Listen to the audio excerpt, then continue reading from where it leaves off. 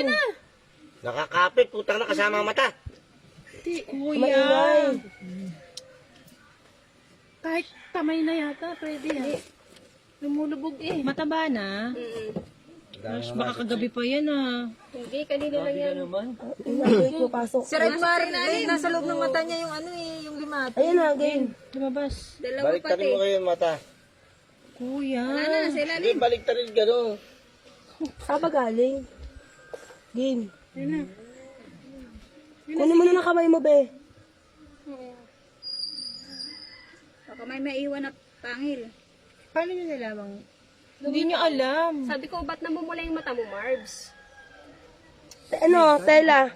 Ano tawag ito? Panyo. Panyo. Wait. Dali, ayun na yun. Sige na, yan mo na yan. Isa pa. Patayin mo na. Baka pumasok ulit. Ano na yan? May isa pa. Patay. Pa, nandito sa gilid. Yung isa, maliit pa. Maliit pa yung isa. Sa gilid, nakatago. Yan o, laki din. Nasa taas, nasa taas.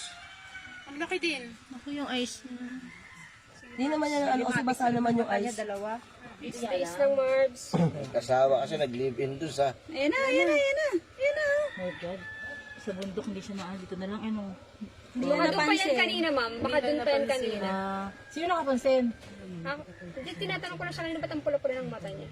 Sabi niya, tapos lumabas. Hindi, ito. Mati ka sa mata. Parang yung sa... Ano yung ulit ng tela? Ayun, lumabas. Parang nanood kayo ng ano Ang ganda ng pastuhan yung dalawa dyan Hindi, sana. Ayun, yung laki. Isang Mars. Hindi, malapit na. Buti nga hindi. Hindi, malapit na. Konti na lang. Ayun na. Ayun na, ano? Dalawa nakapasok na ngayon. Pero yung isa nakuha na. Dalawa, isang mata. Kawawa na. Hindi, ano yung una, Chani, ma'am? Para mahigit. Sige. Tigas ng ay shit. Pangalawa na yan. Gin. Pangalawa? Yan.